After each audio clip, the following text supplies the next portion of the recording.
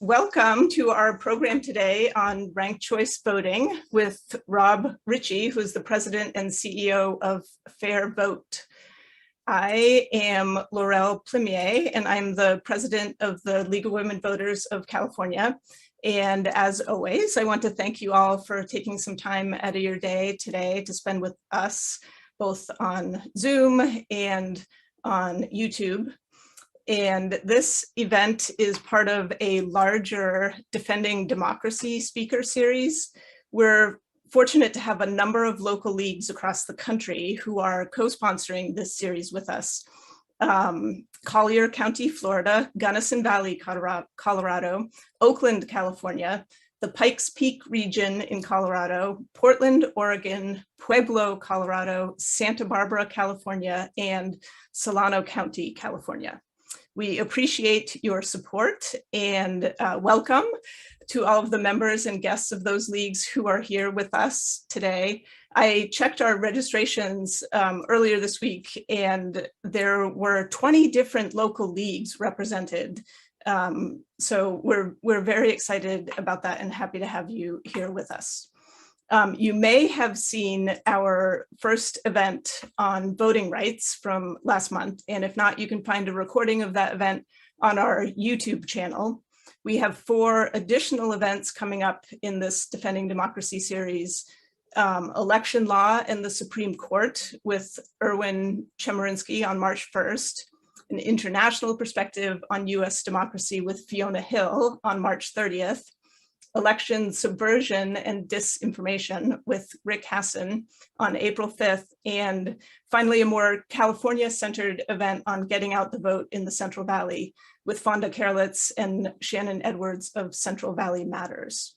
And you can find more information about all of those events on our website, which is lwvpiedmont.org. And before we get to the introduction of our speaker, I wanted to quickly go over a few logistics. I expect that most of you are familiar with the Zoom webinar features. If you're here in the Zoom call with us, you can post your questions for our speaker now or at any time during the presentation using the Q&A feature.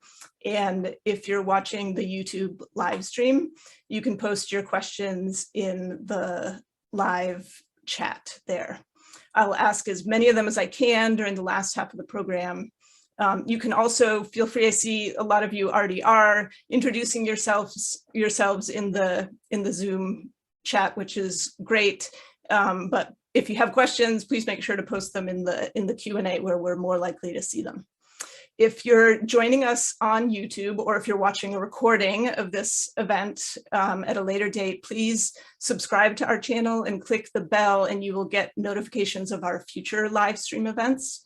And if you would like advance notice of our future events, please join our mailing list, which you can do on our website. And again, that's lwvpiedmont.org. You can also become a member of the league there. Your dues alone support the grassroots efforts of the League of Women Voters, both locally and at the state and national levels. And if you visit any of the event pages for this Defending Democracy series, you'll see our co-sponsor leagues logos, and if you click on one of those logos, it'll take you to that league, so you can find a league that's closer to you in your area. The League's efforts in voter education and advocacy are extremely important work, and we greatly appreciate your support. Okay, so introducing our guest speaker today will be Debbie Kay, who is the president of the League of Women Voters of Portland, Oregon. They are one of our co-sponsoring leagues, and Debbie has been a league member for over 30 years. She's been an active volunteer assisting in voter service, their speakers bureau, development membership, and since 2019, she's been the president of the League of Women Voters of Portland. So Debbie, I will turn it over to you to introduce our guest speaker. Thank you for the introduction, Laurel, and for the honor of introducing today's speaker in the Defending Democracy series. Rob Richie has been the leader of FairVote since co-founding the organization in 1992, and he was named president and CEO in 2018. He has been involved in helping develop, win, and implement ranked choice voting in states and in more than 20 cities, fair representation voting systems in numerous Voting Rights Act cases, the National Popular Vote Plan in 16 states, and voter access proposals like voter pre-registration and automatic voter registration. Richie is a frequent media source and has been a guest on many national programs, such as CNN, C-SPAN's Washington Journal, NPR's All Things Considered, NBC, and Freakonomics. His writings have appeared in every major national publication, including the opinion pages of the New York Times and the Washington Post.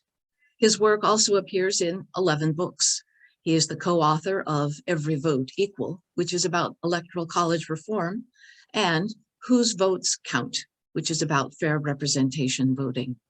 Richie has addressed conventions of the American Political Science Association, the National Association of Counties, the National Association of Secretaries of State, and the National Conference of State Legislatures. A graduate of Haverford College, he serves on its corporation. Thank you very much for joining us today, Rob Richie. Thank you. 30 years you get to stick around and have some good opportunities to do things, and it is a pleasure to see some familiar names. And I've had an opportunity to speak both at national league gatherings and several state league gatherings, and I'm a huge fan of the League of Women Voters and the energy and wisdom and experience you all bring to what you do, and Voices for Reform and Voting Rights. So thank you. And this seems like a great series and a real pleasure to be part of it. I had a chance in November to do a presentation at the National Conference of State Legislatures and did a PowerPoint that I thought would be useful to share. It has a particular perspective angle to reform, but I'll weave into it some work on ranked choice voting, but it gets to the heart of what we think is really important to talk about for changes to elections in these coming years. And ranked choice voting is a huge piece of that, but it's in part of a bigger puzzle. So I will get into that in a moment. I also realized I had to sort of juggle computers because I'm going to share screens in a second, and I have to look at some text, the speaker's notes. So I will make sure that works. But the just as a little lead in is, it's been exciting to work on an idea for this amount of time and see, progress every year in a certain definition, and then just terrific progress really in the last several years. And it just has gone to a point where I think it is fair to say that ranked choice voting is now the most popular new growing electoral reform, winning in red and blue parts of the country and making an impact from city elections. We're over 50 cities that are now using ranked choice voting, to states like Alaska and Maine and presidential primaries. Really been exciting to be part of it. And it's really part of a whole national community of organizations. There's a group in California RCV Coalition, that's joined other groups that have worked on it for years. And it is something that is really fun to see connecting with people, and I think it really makes sense. So why don't I get into this slide presentation and make sure we have time for questions as well. So hopefully the technology will work. I'll hit share screen, and bear with me while we get there, and hopefully it'll all work out. So I first actually grappled with how voting could be different when I was, we'll go to the next slide, turning 18, which was way back in 1980. This was actually the first time that I could vote in a presidential election, and that was the year, for some of you may remember, that it was a tight election. Ronald Reagan defeated Jimmy Carter, and former Congressman John Anderson ran as an independent, earning 7% of the vote. Things were different. I actually had hair at that time, and it was a long time ago. My grandmother was a lovely woman. The next slide will show Lillian Campbell. She was a lifelong Republican from Philadelphia, and she cast her vote that year for John Anderson. He was a former Republican, and she liked what he had to say. And I tried to persuade her at the time that, Grandma, you're throwing your vote away. But it really felt strange to have that conversation, to be saying that you really shouldn't try to vote for the person you like the most without helping elect the candidate that you like the least. So if you go to the next slide, you sort of cycle forward 12 years, and it's 1992, and I'm actually helping to start FairVote with John Anderson side by side. He was our founding chair, and we had an op-ed in the New York Times that first year in 1992, making the case for ranked choice voting. And I never told John about what I had done with my grandmother, but it did really help me think about why elections should be different, why they should be better, and that there's, challenges that our founders sort of had a path forward for us, that we are in the position to be able to advance our elections to what we want for the consent of the governed. That's what FairVote really has been trying to do as a citizen-driven policy navigator, advocacy innovator in the spirit of bringing change to our elections. So we can go to the next slide. So our deteriorating national politics are really rooted in how we vote. And we don't need to spend a lot of time on the problems because we all live them and experience them, but I'll just go through them quickly. So the next slide, we can see voter turnout patterns. And even in the best years of turnout, it's still sadly low, and it is particularly low in the midterm elections like the ones that we're about to be experiencing. We'll go to the next slide. We also have a situation that I have this one slide just to kind of show you, I can do a little quiz. Sorry, I'm having this issues with my computer here on this side, but these are sort of name the person, right? These are all people that ran for president in recent years or thought about running for president, and they were immediately sort of castigated for not what they had to say, but their role in the election of being spoilers. Then if you go to the next slide, you can see how things can actually get quite manipulated with that role of candidates running outside the major parties. These are just a few real headlines from South Carolina, Montana, Kansas, and Florida, where political consultants are actually manipulating elections with the role of third parties and independents. Not that the third parties and independents necessarily are part of it, but they are being manipulated because they know that votes for those candidates drain support that might otherwise go to a major party candidate. So you go to the next slide. This is actually a contest that took almost a year to fill a vacancy for a congressional race. Alcee Hastings died early last year, and they took a really long time to set up the primary. They did that in November. A lot of candidates ran, and the candidate who won the most got less than 24% of the vote. Yet then they still had to wait another 2 months to have sort of a lopsided general election to fill the seat rather than a more efficient, more representative process. We can go to the next slide. We have a country where women make up more than half of the electorate. They are very active in politics, but they're still incredibly low in the kind of representation that we see. And it's still under 30% in the House of Representatives. It's less for governor. My wife, Cynthia Terrell, runs a group called Represent Women that really does terrific work looking at structural solutions to address the problem, but there is a real problem to address. We'll go to the next slide. And that shows the state of Massachusetts, which does actually have Republicans that live in Massachusetts. In fact, they can earn 35–40% of the vote. They have a Republican governor. There has not been a Republican elected from the U.S. House to the U.S. House from Massachusetts in 27 years. And that really raises the question about what kind of voice that our representative system is delivering. Go to the next slide. We also have a real just challenge basically about, do we have choices when we vote? This is just a slide showing the decline in races that have been seen as competitive for the U.S. House. And if you see that slide going to 2016, it's actually going to keep going down. So if we go to 2022, the latest projections are that that'll be probably under 10%.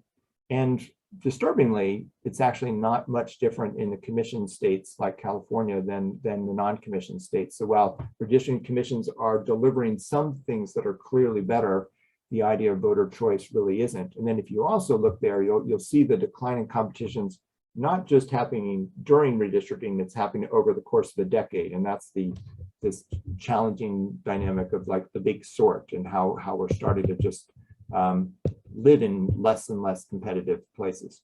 Go to the next slide. And that one should be a slide of sort of a distortion of the United States. That slide is from a report we do called Monopoly Politics that just shows how easy it is to make projections in House races. We're a little late in doing it this year because we had to wait till redistricting is done, but that we can very reliably, usually 2 years before the election, project winners in about 85% of races and over 99% accuracy in doing that just based on the nature of districts alone. It was very sort of groundbreaking when we did it 25 years ago. Now it's pretty standard, but it's, you know, it's still to me shocking and revealing. We'll go to the next slide.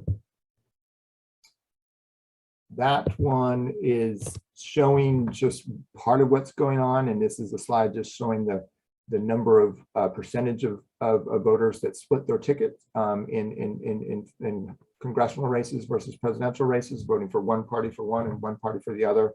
And you can really see just how much it's declined, which helps explain a lot of the predictability and increasing predictability of elections. Next slide shows kind of what's going on in tandem with that, which is the way that the parties are sort of moving apart, or the base of the parties, the voters that make them up. So back in '94, the median Democrat, median Republican was actually relatively close on the spectrum. There was some overlapping in the ideology, and then you can see just how these sort of the mountains of voters are sort of moving farther apart, and that's overlaid with an electoral system that just keeps reinforcing that pattern. Go to the next slide. Just this one is just illustrating what this means for each of us. When we're calling into Congress, we are generally, you know, calling a member that doesn't face a competitive general election, has to be most responsive to the voters that and assure that they stay in office, which is a relatively few number of people that vote in primaries, they're sort of stuck in that pattern too. And then you've got basically these camps that now vote increasingly sort of lockstep. And it's really hard to get things done. For us, the challenge is reflected in this next slide, which it isn't the fault of the people that are trapped in the system. Of course, we can wish our leaders were better, but they're really responding to incentives. And for us, the core incentive is driven by single choice, winner take all elections. That's what we're going to kind of zero in on today. So the next slide shows the state of Connecticut. And Connecticut, like some other states, is all one party representation. Like Massachusetts, there are actually a good bit of Republicans that live there, but the Connecticut Democrats make up a majority, and they win all 5 seats in Connecticut. And so that's winner take all, right? So just having more, 55%, can mean that you win 100%. You can sweep. Going to the next slide kind of shows the pattern that we're stuck in. There's a book called The Doom Loop that kind of walks through this, but you basically have a reinforcing cycle. So most districts lean left or right. We are seeing it's getting more and more that way. To win office, candidates and incumbents are incentives to cater to the base of their primary voters. Congress is then more prone to gridlock between the parties and often fails to solve problems. Partisan voters become more fearful and angry of the other side, therefore making districts lean even more left and right, and it's just sort of an ongoing cycle. And it's really hard to get out of that cycle, we think, without changing the rules. So if you go to the next slide, we have a picture of John Kennedy, who, when I was doing my talk in Florida, I actually found this at a sign there, and I thought it was poignant. He had said these words just a few days before his assassination. He said, "If we can work in harmony we can understand each other's problems and positions, if we can respect each other's roles and responsibilities, then surely the business of humankind will propose and we will move forward in a secure one where there's opportunity for all. And I think there's a real ongoing thread of aspiration for unity and respect for difference while having that difference that goes back to the history of our country. It's not always been an easy path, but that's what we're trying to get to. And the next slide starts getting to a solution. So what are we going to do about this? So sort of making a key point is that our founders were actually quite bold, right? So they were revolutionary. They declared independence from Britain. When the Articles of Confederation didn't work, they just replaced it, right? That was like the first constitution. And they went to Philadelphia, came up with a new one. And when they did the Constitution, they did an important thing. They did not mandate voting laws, right? So the Constitution sets certain requirements, like all US House members have to be elected, but it doesn't say anything about how they should be elected.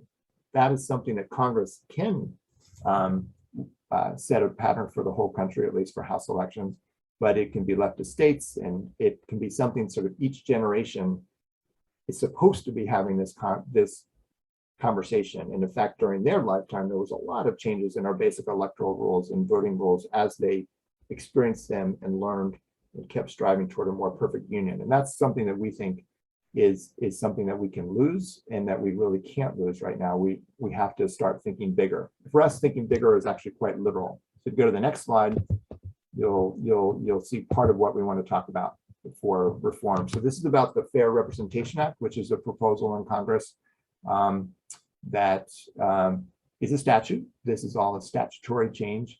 And it sort of shows the difference here. So this is the state of Louisiana, where they have 6 House members.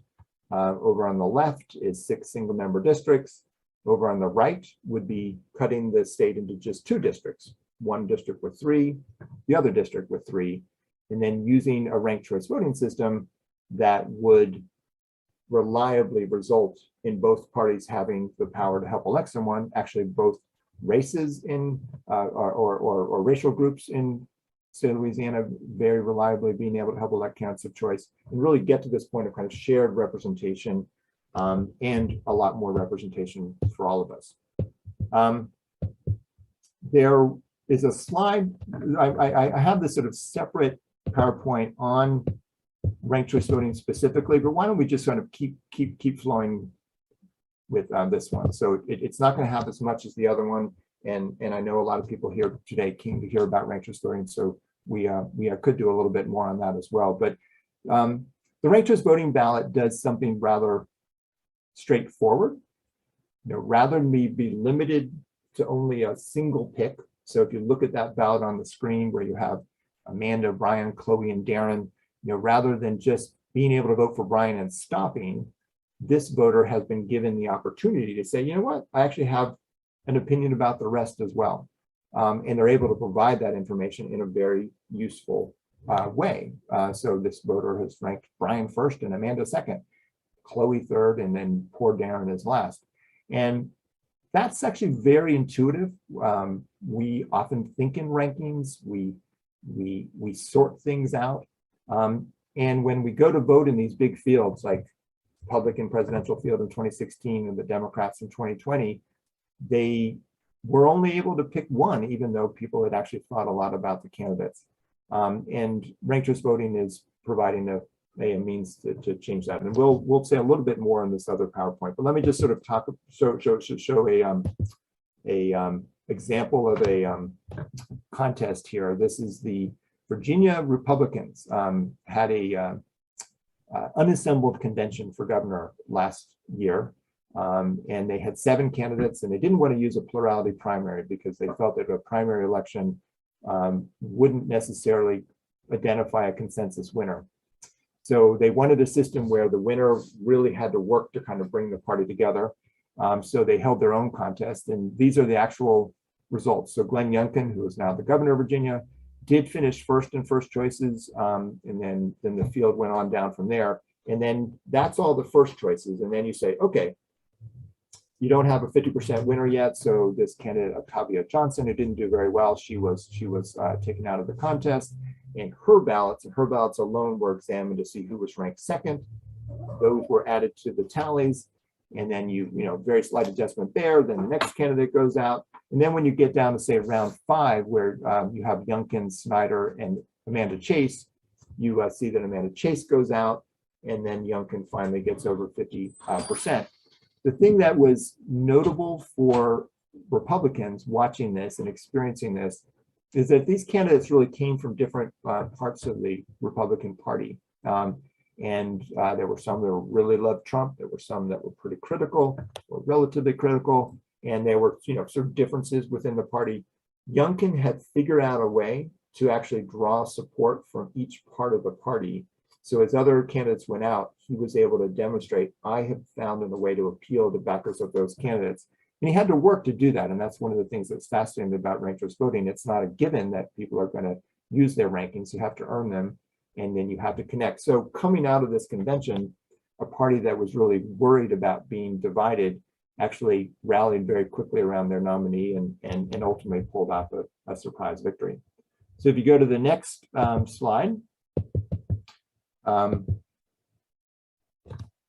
we'll get back to sort of the other component of ranked choice voting, which is that or the Fair Representation Act. So you're adding the ranked choice voting ballot that would be used for U.S. Senate, for a U.S. House race in a state like Wyoming, where there's only a single candidate or a single winner, but also ending winner take all. And ending winner take all is a newer concept to people, though if you reflect on things that we do in life and politics, we're all following the Olympics, or maybe many of us are, and you're seeing that people not only win golds, but they win silvers and bronzes, and those are good too. And Oscar nominees just happened, and getting the nomination is a win for a lot of people. They actually use ranked choice voting in its proportional variety to do those nominations, and they'll use ranked choice voting to pick the winner of Best Picture. And Democrats, when they nominate delegates to their presidential convention, they have a proportional representation formula. But the key is they're not having that Connecticut kind of sweep situation. You're having a system where 51% earns the majority, but not all. So we can see how that plays out in the congressional elections by going to the next slide. These are that state of Connecticut brought up again next to Oklahoma. So both states have 5 members. All the Oklahoma seats are held by Republicans, all the Connecticut seats by Democrats, but in fact, there's a mix of voters. And if you project what would happen using ranked choice voting in its proportional form, this fair representation form, you actually have both parties winning at least 1 seat, probably 2 seats, and then the party that has the most votes wins the most seats. Minor parties and independents would have a fair shake and a real chance to hold the major parties accountable and win if voters are ready for them. Going to the next slide. Sort of gets the question of sort of what does this mean, and I'll go through these pretty quickly. And what I'm going to draw from is actually an interesting use of this in the state of Illinois. Used a system called cumulative voting, which is a system like the proportional form of ranked choice voting, and it very interestingly had strong impact. So we'll go to the next slide, and you should see a picture of former Senate Majority Leader M.L. Jones. And this is a direct quote when he was talking about what the politics had been like when they had this cumulative system, which they used from 1870 to 1980. And at that year, there was a vote to shrink the size of the legislature and go to single member districts with the belief that that would maybe bring the legislature closer to the people. But a lot of people regretted that change. And these are some examples. So what he said, in a winner take all election, there's no one there to also express the minority view. So in the legislature, I thought it was very intriguing. It was a very good concept to ensure that the views of the minority are respected. Otherwise, you end up in a government where you have sheer tyranny to a certain degree, where the majority will run roughshod over the minority. He sort of has special insight to that because the House was run by the very same person as Speaker for almost 40 years. That after they stop using cumulative voting.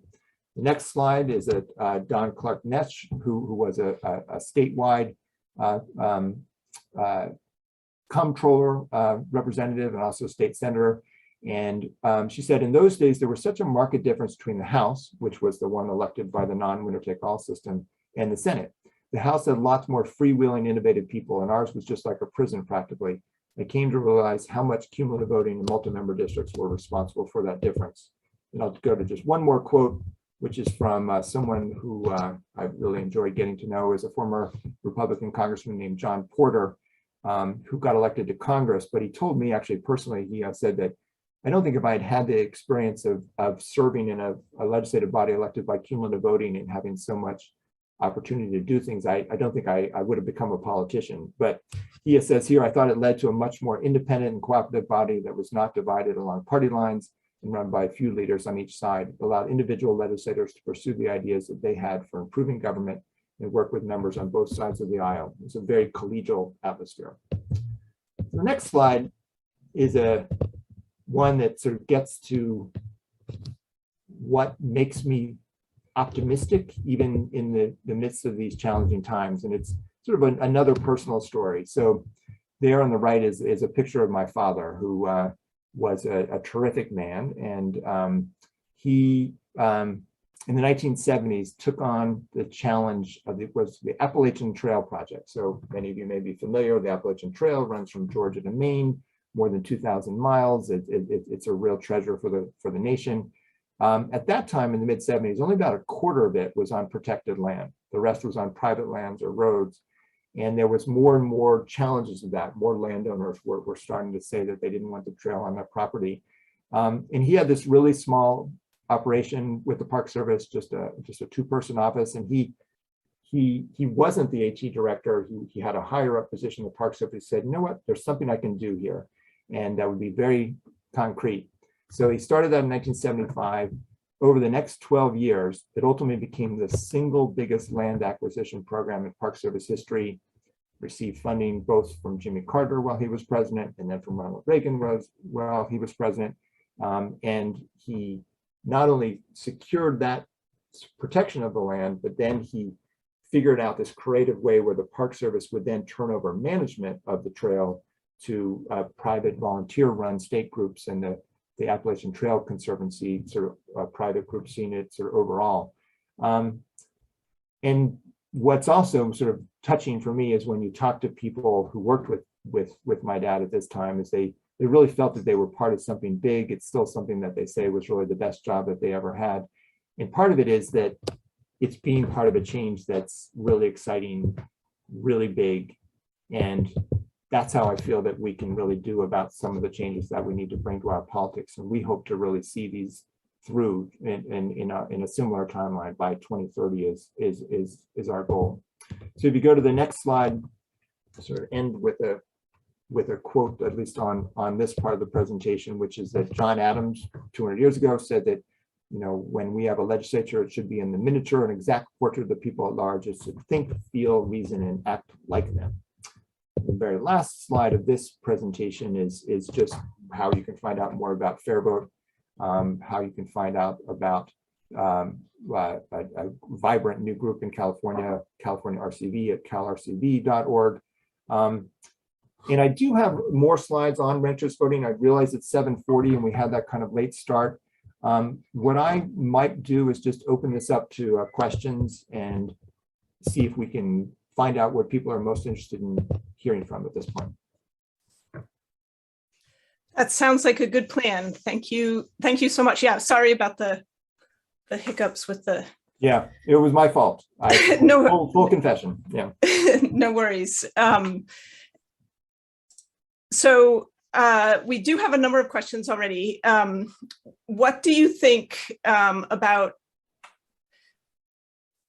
counting ranked choice votes together with the pairwise elimination? Are you familiar with the pairwise elimination? Yeah, there's a lot of different algorithms, a lot of different variations of what, you know, sort of different voting systems. Here's one principle for us that is that it needs to work in practice. Like, it needs to be something that not only works on a blackboard, it needs to work as how voters think and feel. So we know that they like to rank. That's something that we've seen. Comes to New York City, very first time out, 99.7% of people cast valid ballots and about 90% rank for mayor. We have use of presidential primaries, so on. So the ranking that they do, if you create a dynamic where ranking someone second might cause the defeat of the candidate you like the most, you create a tactical incentive that's really quite clear.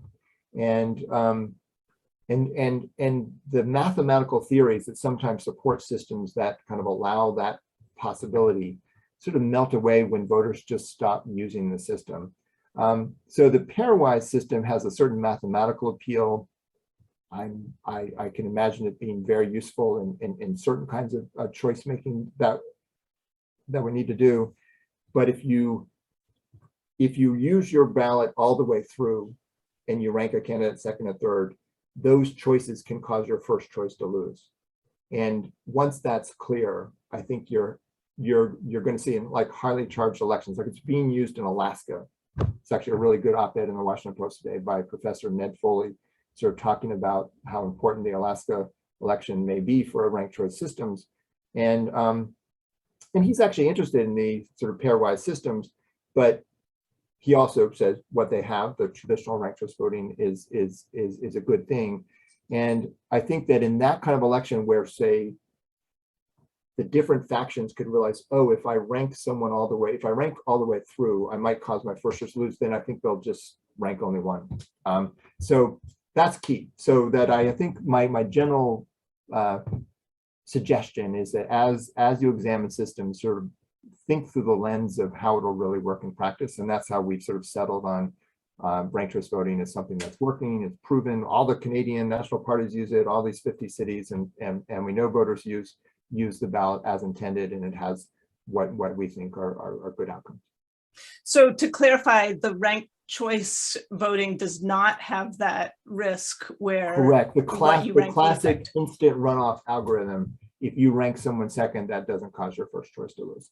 Mm-hmm. And as a follow-up question, do you know if the places that are using ranked choice voting now, are they doing research with their ballots, with the votes that they have received, to compare different types of counting the votes to see what kind of result a different counting method? One can do that because there are good data sets from most of the places that use ranked choice voting. It's part of the actually kind of a really cool aspect of ranked choice voting. Some people are concerned that the more nuanced ballot, the more information that voters can give will kind of create concerns about, I don't know, complexity and transparency and people worried about the integrity of elections. But in fact, the practices that go with a well-run ranked choice voting election, in fact, are very transparent. So it is something that you can audit.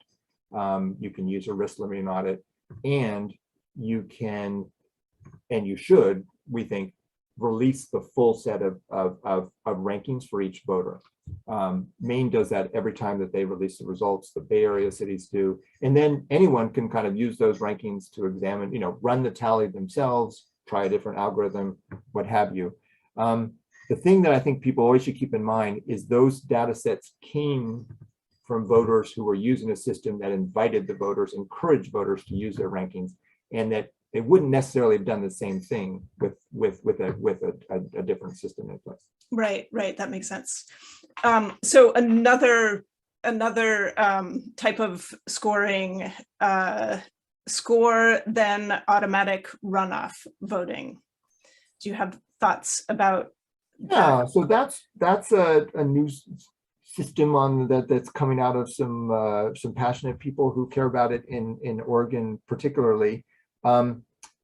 So it's based on rating, right? So that's what the voters doing is they're rating candidates, they're scoring them, and we do that. We don't necessarily do that consistently. Like if people have different preferences, in a ranking system, like people will rank and it'll be first, second, or third, and it'll look the same. if I'm someone like, well, I'm someone who likes to give people an A, I'm going to give them a 5, and someone else says, well, it's hard for me to give people an A. I'm a tough grader, so I'm going to give them a 4. And they actually are thinking sort of the same thing about the people, that they just use different grades. So there's kind of like an interesting sort of like, does it capture the way we really think and put it on the ballot? It also has some of these challenges of using the ratings fully can undercut what you're trying to do to help elect your first choice. It also has sort of an issue with, if you happen to do tied rankings and those two candidates kind of get to the final round, the ballot doesn't count.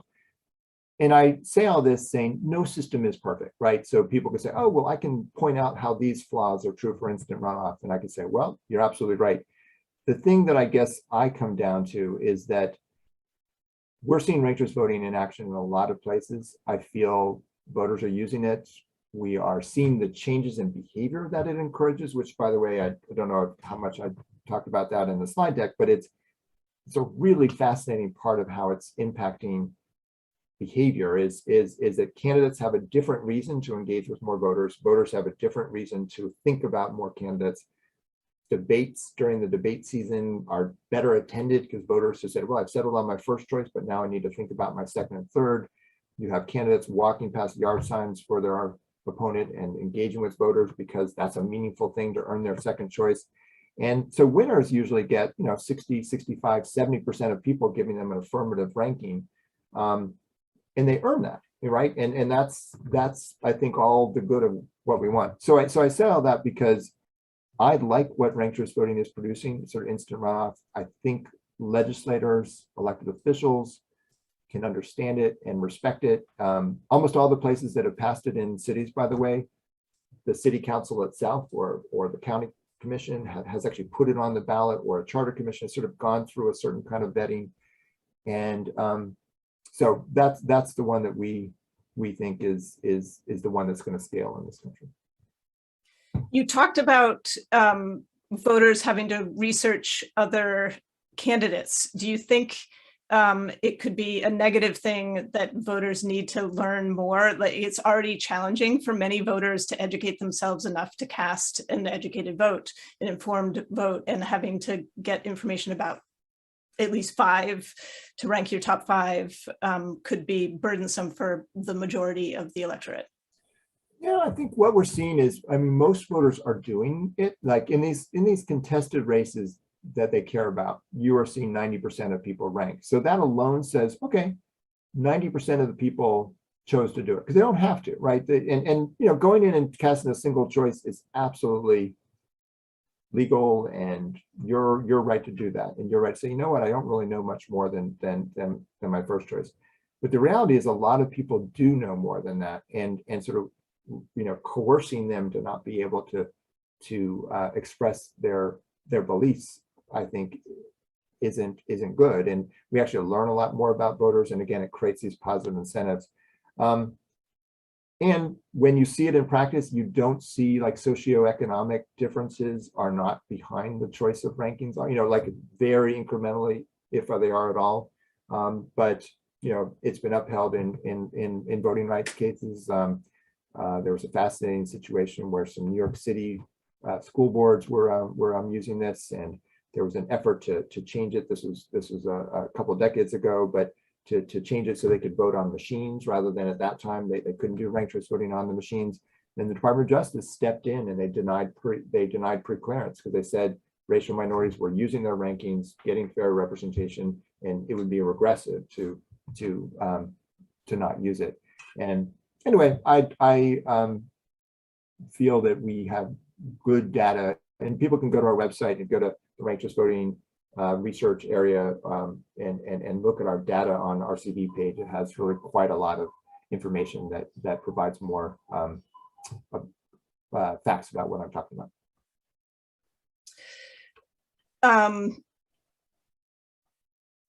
So there have been stories from New York City when they had their, I guess it was their first ranked choice voting election, that there was a lot of confusion in the counting. Is that just an an emphasis of the press, or are those real challenges that districts have when they try to implement a new system? Yeah.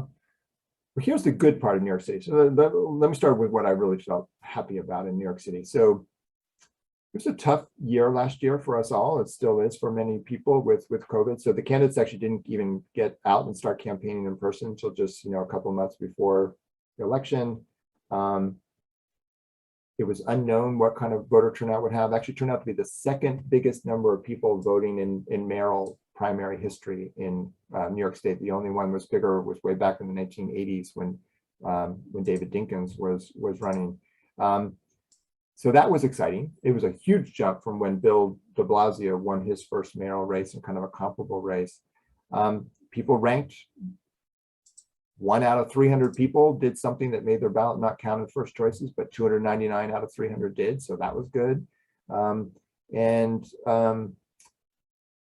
The candidate results were fascinating, right? And I think it's always tricky to promise certain outcomes with ranked choice voting because it's just creating incentives for how behavior changes. But let's say representation of women. New York City Council has 51 seats. There were only 14 women going in. Actually, a number of incumbents weren't running. Only 5 incumbents were returning. So there was a fear that they would lose representation. Lots of women ran. No one was telling people to be told to wait your turn because ranked choice voting says, hey, it's okay to put your hat in the ring and you're not going to split the vote. 31 won. So they've jumped to a big majority of the city council. The majority of the council is now women of color, and most of those women are under 40.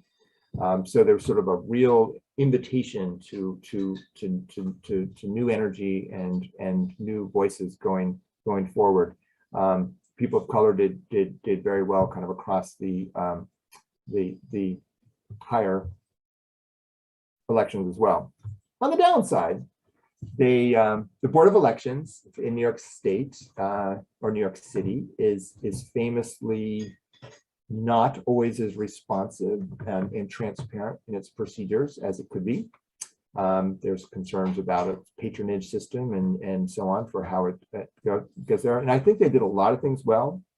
All the things that I just said wouldn't have happened without some good things going on. But they had a couple things that kind of created bad optics. So one, they had first choices quite quickly. They decided to not do anything to show results, ranked choice results for a week. In contrast, say Utah cities like Salt Lake City or San Francisco and Oakland and Minneapolis, they get election night tallies where you actually get the first ranked choice tallies that night, right? So it's like in a almost real time. But in New York, it was a week. It was a really big election, so people were very antsy, and there's like just sitting there, and they're, so it's easy to be critical of the system. Then, when they were releasing the results, they had this tabulation error. It was just unofficial results. They didn't have the absentee ballots in yet. There was just all the in-person and early votes, and they left dummy votes in their system. So they had 1,000, like 100,000 phantom votes were like mixed in with the real votes, and they didn't find that out for several hours. And some of the candidates were saying, "Wait, this doesn't add up," and then there's total egg on their face. And the media, of course, had a field day. So that was just an operator error, literally, and from bad transparency procedures, like you just measure twice, saw once, let outside experts be a part of it. So very frustrating, left kind of a frustrating taste. But if you look at how voters actually reacted to it, how they responded to exit pollsters, has huge supermajority support for keeping ranked choice voting, for liking having had it. And no one is talking seriously about not keeping it. So they're going to use it for city council primaries in 2023. And I hope it gets, those sort of election results become a lot smoother. Is ranked choice voting thought to give an advantage to the Republican Party?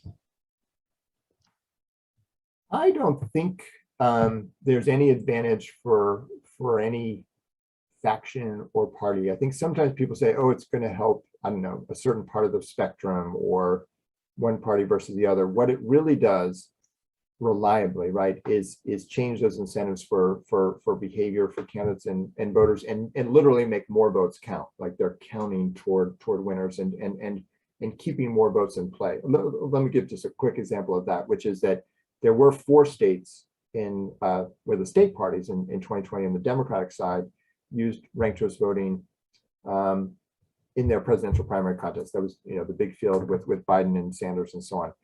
They didn't get a lot of attention because by the time the results were coming out, Biden had pretty much wrapped up the contest, but there were still lots of candidates on the ballot. Voters cared about what they were doing. And about 10% of the voters in those states ranked someone other than Biden or Sanders first. And of those voters, 90% ranked Biden or Sanders as a backup, so that they had their ballot count toward delegates.